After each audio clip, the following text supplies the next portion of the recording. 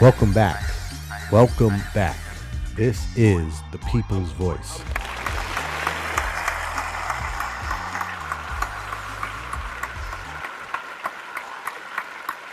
I am Trey Evans, and I am the People's Voice. Thank you again for checking out the podcast this week. As always, it is greatly appreciated. As always, we thank everyone who has taken some time to listen to the podcast today. We do understand that you could be utilizing this time to do something else, so we are appreciative that you're taking that time to spend with us.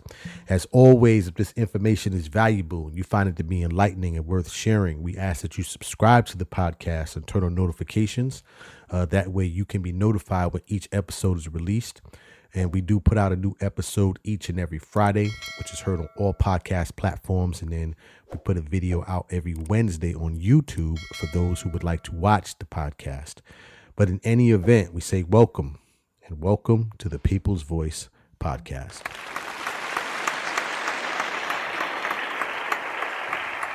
So today I want to get into the topic of church closings. I want to talk about church closings. For those who don't know, and for those who do know, no, we don't discriminate. But churches have been closing at a pretty rapid pace here in the United States. Again, seriously, for those who don't know. And so today I want to talk about how many churches are closing, why they're closing, obviously, and then talk about some of the economics around churches themselves. So that's what we'll cover today, church closings here in the United States. I think to start off with that, I think I will go first in regards to how many churches have closed. And, it's been trying to do the research for this. You get so many different sources of information because there are obviously so many different religions and faiths and religious institutions that, sometimes the data doesn't show the collective, right? It'll, give you reports about, this faith in terms of the number of churches that have closed and this faith. So I kind of just wanted to concentrate it on, I guess, the most detailed of reports that probably just covered, two sectors of faiths in terms of their closings. And then just talk about the, overall number of churches in the United States, at least estimated as of today. So I was reading a report from the Lifeway Research did a report. This is probably the one that I see most quoted. Lifeway Research apparently conducts surveys and other information regarding churches, specifically, at least in this report, Protestant churches. And what they reported from their study back in 2019, they reported that at that point, they saw over 4,500 churches closed in 2019. And then it goes on to say that during that same year, they only saw 3,000 new churches open. So, that is just one snapshot in terms of the number of church closings. But, that is obviously a huge number in terms of, church closings, right? It's estimated that currently today, there's somewhere between 350,000 and 400 churches, but 4,500 churches closing in 1 year is obviously a huge amount. There was another study that was done towards the end of 2020. And this study was done by the Center for Analytics Research Data, which is affiliated with the United Church. And in their study, what they uncovered was that at the end of 2020, they saw or they estimated anywhere from 3,800 churches to 7,000 churches closed in 2020. And these projections are just, growing in number. Now, again, it's been tough to try to find out what is currently going on today.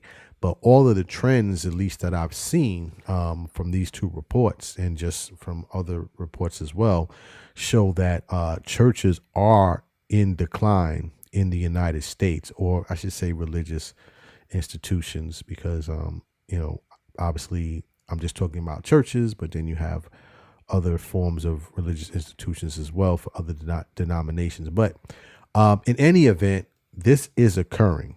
All right. This is not, mythical. This is not some, propaganda. This is actually happening. Why is this happening, though? That's what we really want to talk about.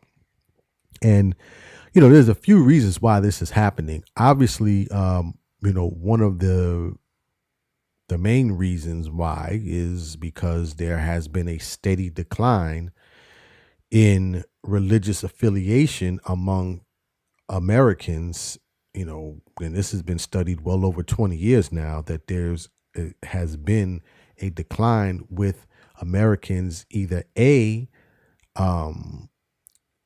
staying with a religion that they maybe grew up with or, became affiliated with as an adult. There's a lot of religion changing in terms of people changing their faiths and their beliefs.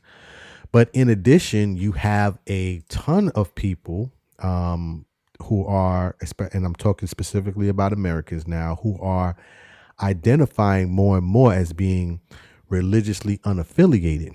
Matter of fact, I was reading a story in The Guardian, I think. I was reading a story in The Guardian, and in The Guardian it says that there was a research done by Pew Research, did a study, and it found that a number of Americans who identified as Christians was 64% in 2020, with 30% of the U.S. population being classed as religiously unaffiliated. And that's, an important stat, because globally, the United States is identified as a Christian-based country. So, the fact that you have, such a growing population of individuals who are now not only not identifying as Christian, but are definitely identifying as religiously unaffiliated, is obviously playing a huge part in why these churches are closing, because there's a decline in the number of people that are attending these churches as well. Interestingly enough, in this same story from The Guardian, they reported that in 1972, 92% of Americans said they were Christian. So if just going back, 2020, you only had 64% identifying as Christian. In 1972, 92% of the country identified that they were Christian. And in this same research study that was done by Pew Research, they're estimating that by 2070, the number of Americans that identify as Christians will be below 50%. And, again, I'm pointing these out because these are, this is one of the reasons why the churches are beginning to close. It goes on to say that the number of religiously unaffiliated Americans has grown, and interestingly enough, they are being identified now as the nuns, and not, no pun intended, this is NONES. So basically individuals that have no affiliation at all. And it's saying that by 2070 that, the nuns or the unaffiliated will probably outnumber those adhering to Christianity. So that's just one of the reasons why the churches are declining. You have many people that have that are not religiously affiliated.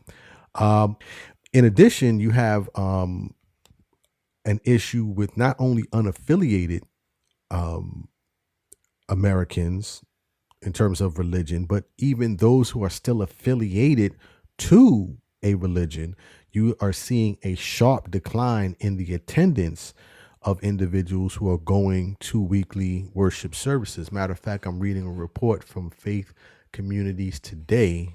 They did a report that was published back in 2020. And in their report, they lay out that on average, most communities, faith communities of faith or faith communities, churches, religious institutions, they typically, back in 2000, saw on average about 137 people attend weekly worship services. As of 2020, they saw that number has declined to 65. And again, this report was last done in 2020, so there's no telling where that number is today as of 2024. But this is also contributing to, why so many churches are closing. Keep in mind, and I've said this a million times, a church is a business. Okay. And I know for many people, I know not many people, some people will be offended by that, but this is a business just like any other business. And it requires people to support the business in order for it to stay afloat. Matter of fact, let me get into a little bit in terms of the finances of churches, because there's a real cost to running a church or even establishing a church. So there's a terminology which is called church planting, which I'd learned about this myself as I was doing this research for the podcast. So church planting basically is the process of establishing a church. And with church planting, there is a cost for that, right? The obviously these structures, these facilities require money to either erect them, to build them, to furnish them, house them, things of that nature. So there are real costs associated with it. I was reading an article from Christianity Today where they kind of broke down what some of those costs look like. This comes from, I believe, from the Evangelical Council for Financial Accountability. They said they did a survey back in 2022.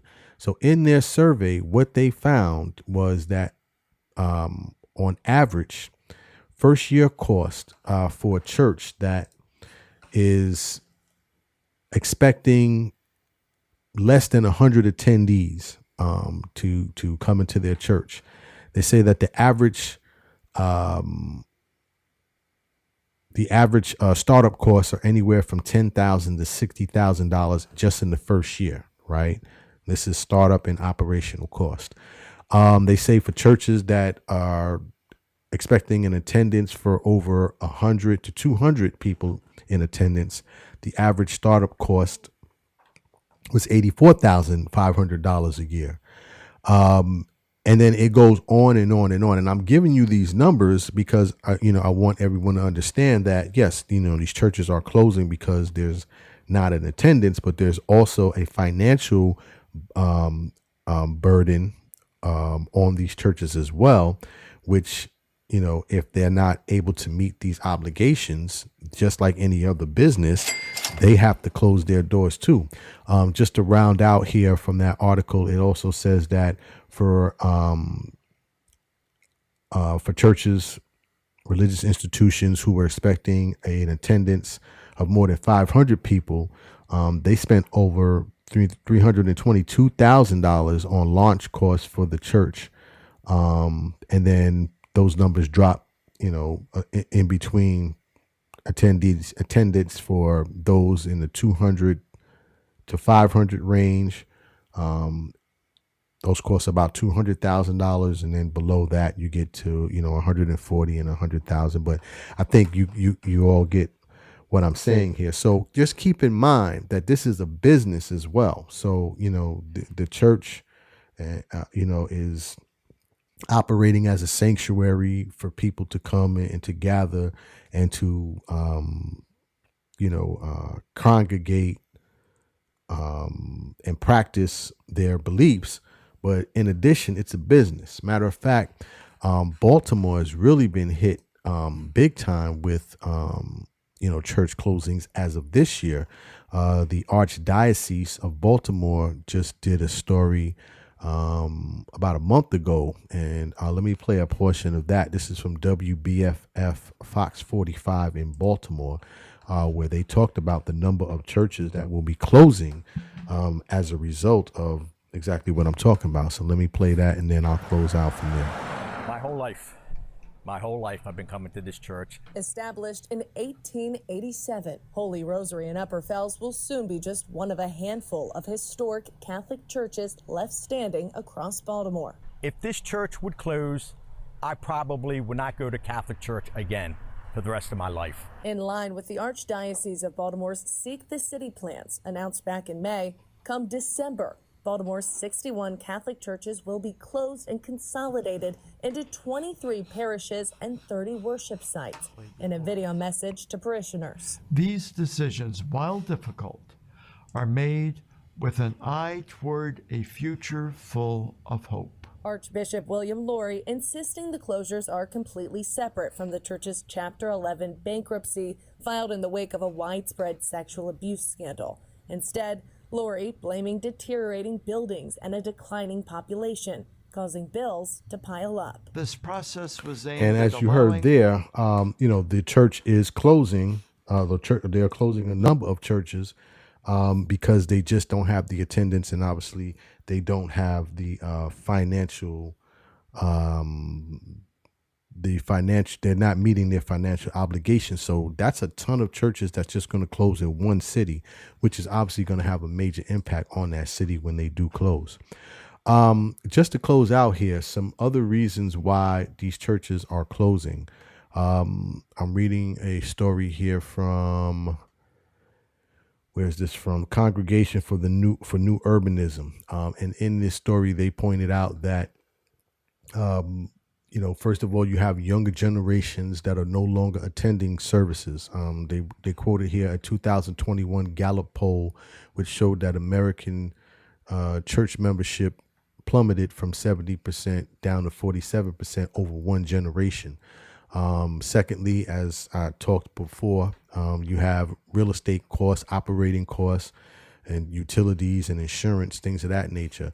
Third, which they pointed out here, which I thought was interesting, they talked about transportation, mobility, and internet connectivity having created a different world than when most churches were built, because now with easier transportation and also access to the internet, many people can either go to a different house of worship if they choose to do that, or they can jump on the internet and you can enjoy a church service if that's, how you want to receive or interact at that level.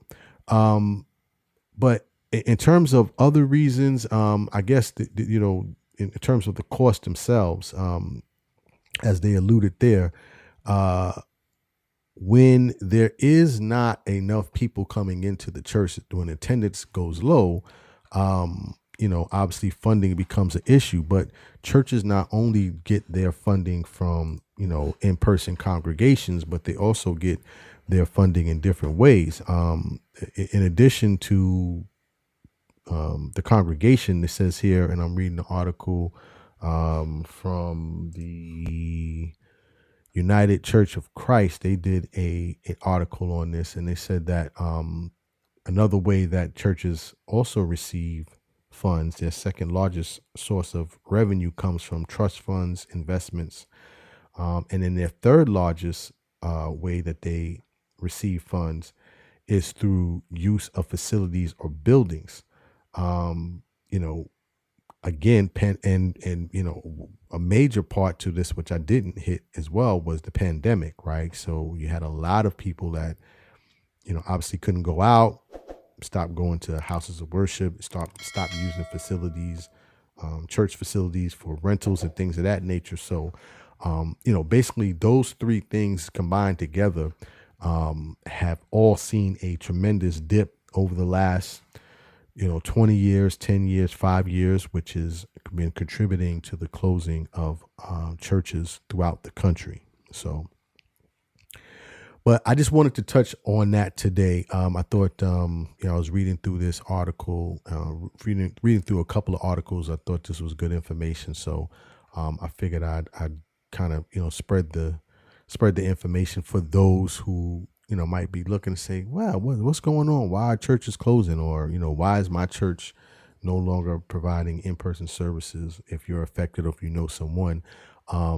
there is a changing demographic in this country, and that change is weighing heavily on the faith and church communities, which is why you're seeing so many changes.